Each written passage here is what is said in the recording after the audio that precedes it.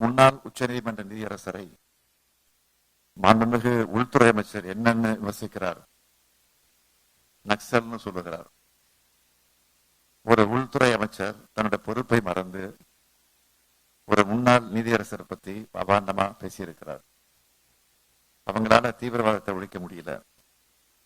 அந்த கையாலாகாத நிலையை மறைக்க நீதியரசர் மேல பழி போட்டு தப்பிக்க பாக்குறாங்க.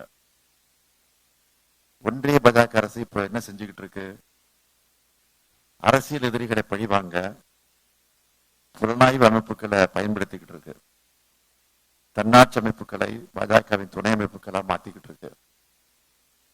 அரசியலமைப்பு சட்டமே ஆபத்துல சிக்கி இருக்கு.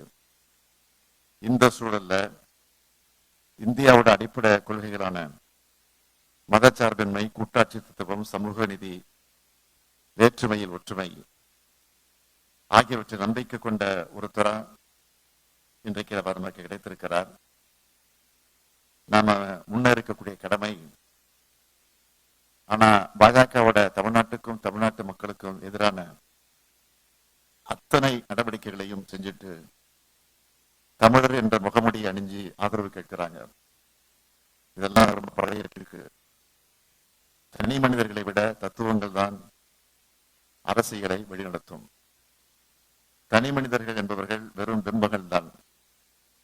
அதனால எந்த கருத்தியல் மக்களுக்கான மக்கள் நலனுக்கான கருத்தியலோ அதைத்தான் ஆதரிக்கணும்.